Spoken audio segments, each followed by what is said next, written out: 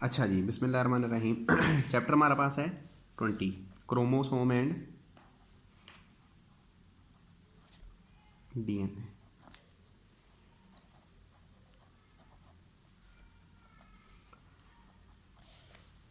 अच्छा जी, इसमें ना हम बेसिकली बात करेंगे किस चीज़ की, क्रोमोसोम्स की और डीएनए की। क्रोमोसोम एंड डीएनए दो चीज़ें।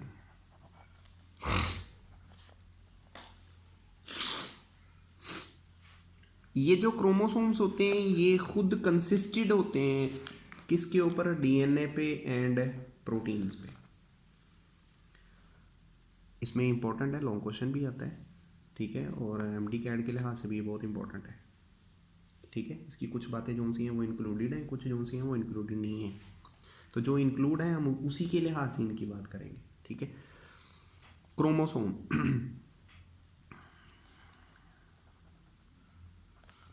एक बेसिकली क्या है, थ्रेड लाइक स्ट्रक्चर होती है,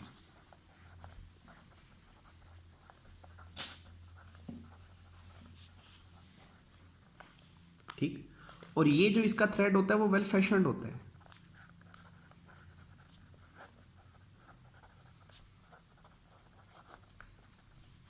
वेल फैशन्ड जो थ्रेड लाइक स्ट्रक्चर है, देखें आप एक बात करते हैं, before cell division you can not see chromosome. Before cell division जो चीज आपको अपीयर हो रही है वो क्रोमाटिन है। आपके पास सेल, सेल के अंदर चीज न्यूक्लियस, न्यूक्लियस के अंदर न्यूक्लियोलस, अंदर वाले साइड पर ये धागे से क्रोमाटिन, ठीक है। अब आप ऐसा करें, ये क्रोमाटिन बड़ा कर ले, अभी आपको ये इरेगुलर फैशन में दिखाई दे रहा है, ठीक है, ये क्रोमाटिन है, क्रोमाटिन। अब आप इसकी तारीफ क्या करते हो, highly disperse state of DNA material is called chromatin, ठीक है। अब फिर क्या हुआ, सेल डिवीजन स्टार्ट हो गई।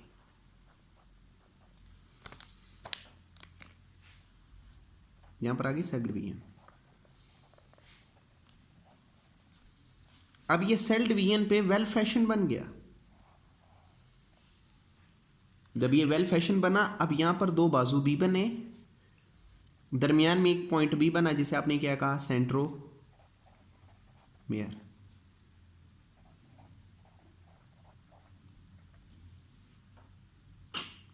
सेंट्रोमेयर एक ऐसी जगह है जो बेसिकली तौर पर बनी हुई होती है किसकी, न्यूक्लियोटाइड्स की।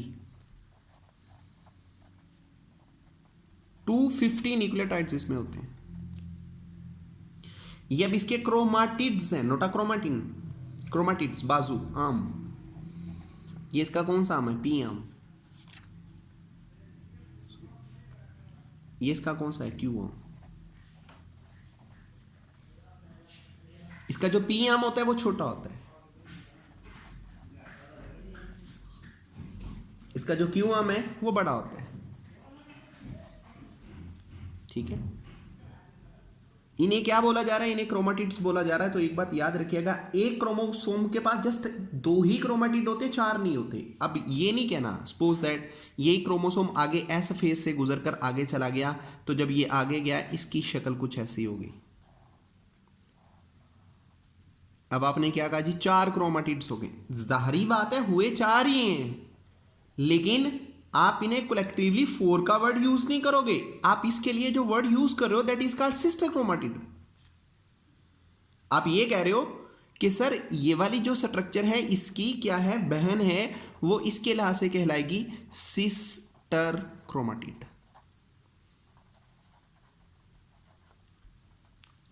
ठीक। यहां तक बात समझ लगी। तो अब ये डुप्लीकेटेड क्रोमोसोम है, ये आपके पास सिंगल क्रोमोसोम मौजूद है। अच्छा, ये हो गया आपके पास क्रोमोसोम।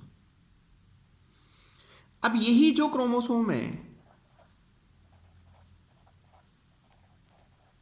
क्रोमोसोम ये पार्ट होते हैं किसका? Part of genetic material. कैसे? क्योंकि ये जो क्रोमोसोम है ये कंसिस्टेड है दो चीजों पे। एक हिस्सा इसमें क्या होता है? डीएनए। सेकेंड हिस्सा इसमें क्या है? प्रोटीन्स।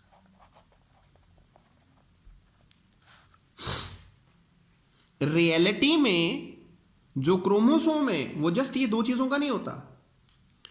जो क्रोमोसोम है ये बना है किसका?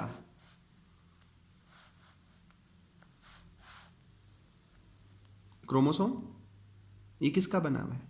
इसमें हिस्टोन प्रोटीन्स भी हैं,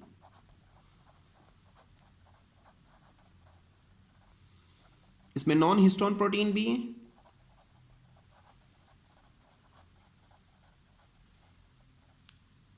इसमें आरएनए भी है, इसमें डीएनए भी है, इसमें एंजाइम्स भी हैं, इसमें मेटालाइंस भी हैं।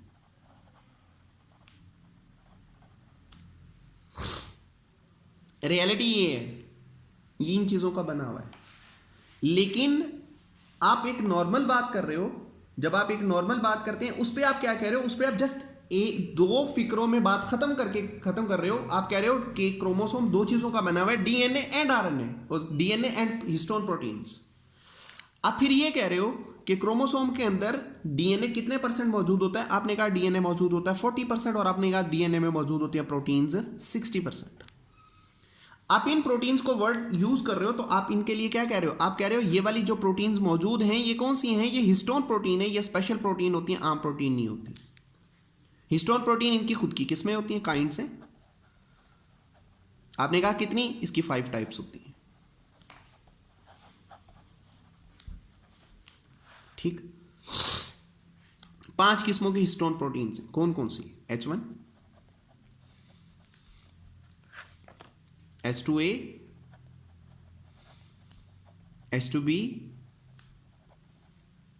H3, H4, H5, ये एक ही, दैट इज कॉल्ड डाइमर।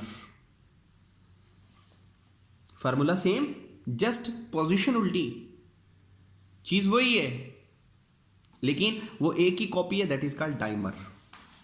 ठीक है।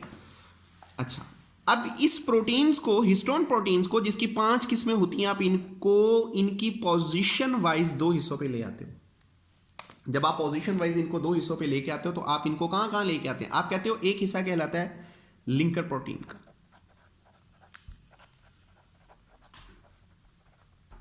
और सेकंड क्या कहलाती है? Core protein.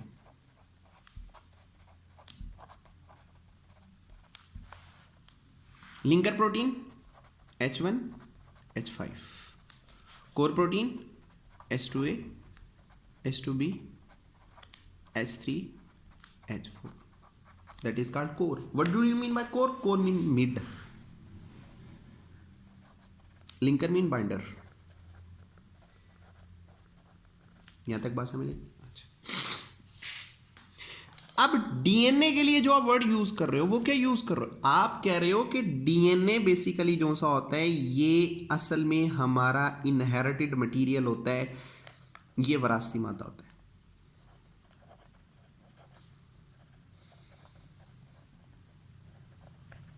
मैं यही बात ऊपर यहां लिखने लगा था। ठीक है, डीएनए जिसे आप जेनेटिक मटेरियल कह रहे हो, और एक ऐसा जेनेटिक मटेरियल जिसे आप इनहेरिटेड कह रहे हो। ठीक, आपने ये तो कह दिया कि सर बेसिकली तौर पर जो क्रोमोसोम है ये आगे दो हिस्सों पे मुश्तमिल होता है, एक प्रोटीन है और एक डीएनए है। तो फिर डीएनए किस चीज का बना हुआ है? असल में जो डीएनए है ये खुद कंसिस्टेड होता है किन पे? जीन्स पे।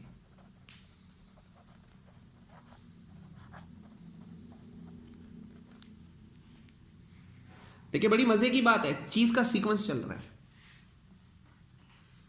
आपने कहा एक थ्रेड लाइक स्ट्रक्चर है, इसमें बेसिकली तौर पर जो चीज मौजूद है वो क्या है? DNA and proteins. अब फिर आप ये कह रहे हो, प्रोटीन्स को आपने मेंशन किया, अब आप ये कह रहे हो कि बेसिकली तौर पर यहां पर जो डीएनए मौजूद है उसके अंदर क्या है, जीन्स। अब अगर डीएनए जीन्स पे कंसिस्टेड है तो फिर जीन्स किसके बने हुए हैं, जीन्स बने हुए होते हैं न्यूक्लियोटाइड्स के। अच्छा, ये न्यूक्लियोटाइड किसका बना है, न्यूक्लियोटाइड बना है 3 चीजों का। किस किस का, न्यूक्लियोटाइड बना हुआ है राइबोस शुगर का, एक इसमें राइबोस शुगर होती है जिसके 5 कॉर्नर होते हैं। फिर इसके बाद इसके अंदर जो अगली स्ट्रक्चर मौजूद होती है वो क्या, कि राइबोस शुगर के बाद इसमें नाइट्रोजनस बेसिस होती हैं जिसे आप एन बेसिस कह रहे हो।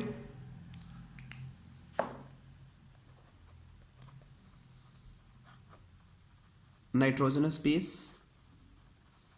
ठीक। और तीसरी चीज फॉस्फेट ग्रुप।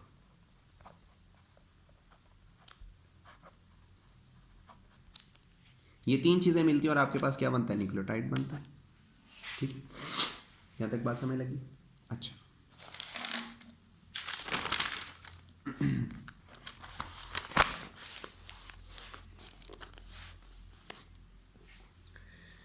अब जो अगली चीज है,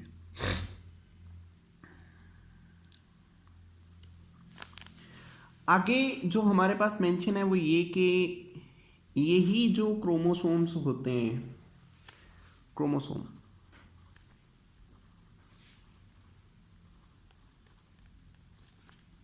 इनकी काइंड्स होती हैं जिसे कैरियोटाइप कहते हैं।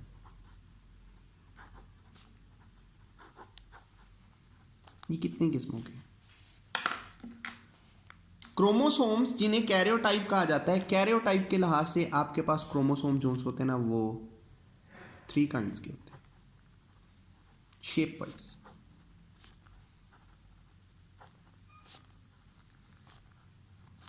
ठीक, पहली किस्म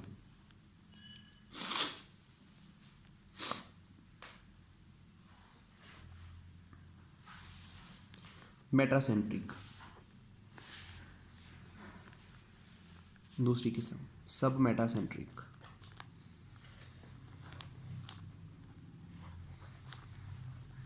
तीसरी किस्म टेलोसेंट्रिक।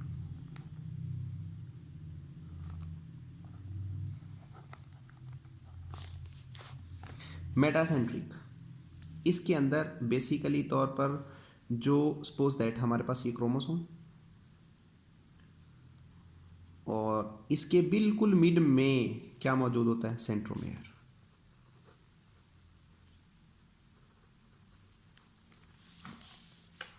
ये मेटा है,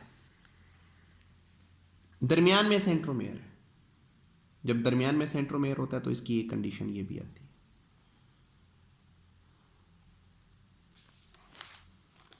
सब मेटासेंट्रिक, ये दरमियान में नहीं होता, दरमियान से थोड़ा सा ऊपर होता है।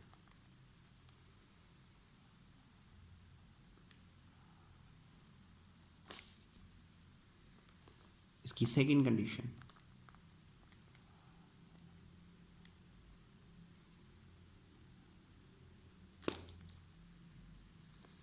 इसका मतलब है ये क्या बना, V shape, look like a we.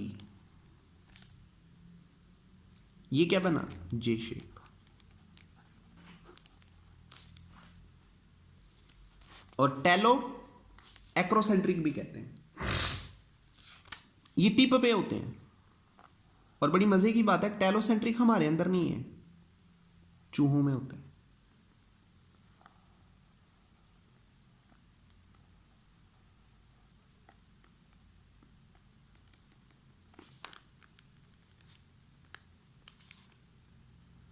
ठीक है, ये क्या है, आई शेप।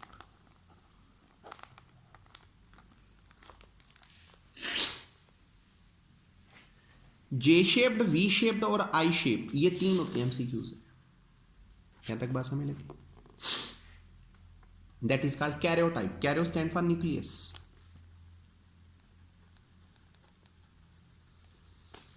अब ये जो क्रोमोसोम है, इस क्रोमोसोम में बेसिकली तौर पर एक पॉइंट बनता है जिस पॉइंट को नाम दिया जाता है प्राइमरी कॉन्स्ट्रिक्शन का एंड सेकेंडरी कॉन्स्ट्रिक्शन का। और इसी वजह से फिर अगली जो स्ट्रक्चर बनती है उसे नाम दिया जाता है किसका? सैटेलाइट का।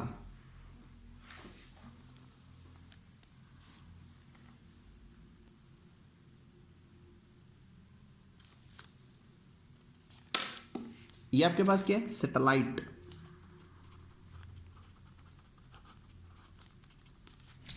ये क्या है? Primary constriction.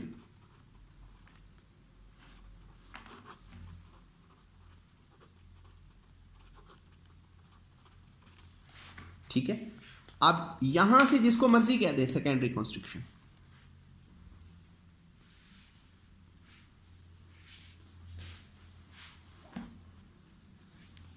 किसको मर्जी कह दे।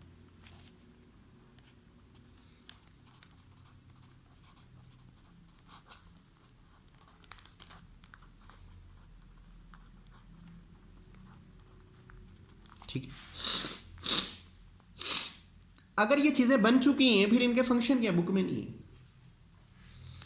प्राइमरी कंस्ट्रक्शन फर्स्ट अपीयर,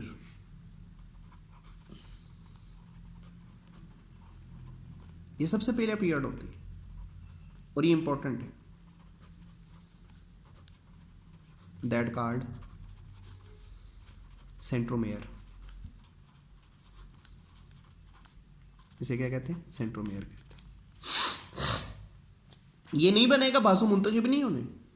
बाजू मुंतखब नहीं हो गया, आप कैसे बयान करोगे? ठीक है, सेकेंडरी कॉन्स्ट्रिक्शन इसका काम क्या? सेकेंडरी कॉन्स्ट्रिक्शन ये बेसिकली तौर पर जिस चीज को प्रिपेयर कर रहा है और इसका जो फंक्शन होता है वो क्या होता है? न्यूक्लियोलस, उसकी जगह को डिसाइड करना।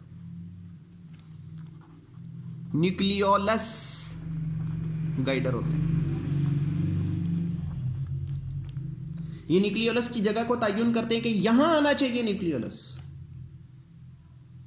क्लियर? अच्छा, ये वर्क हो गया। सेकेंडरी कॉन्स्ट्रिक्शन कोई भी कह दो, any part.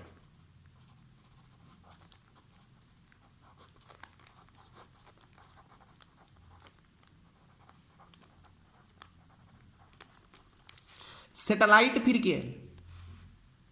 Satellite is a nonsense area. ये नॉन सेंस होता है।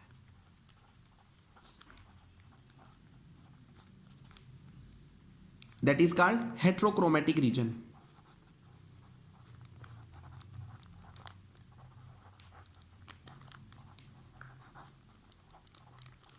ठीक है, फिर इसका फंक्शन क्या है? अगर ये नॉन सेंस है और इसका काम ये हेट्रोक्रोमेटिक है, फिर इसका काम क्या है? Protection of euchromatic reason.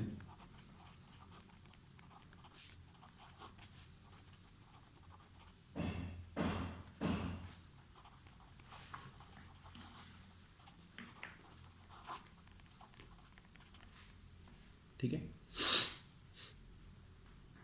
यहां तक बात समझ लगी? क्लियर हो गया? तो ये अभी इंट्रोडक्शन था किस चीज़ का? क्रोमोसोम्स का एंड डीएनए का। इसकी अगली स्ट्रक्चर फिर हम नेक्स्ट लेक्चर में करेंगे। तो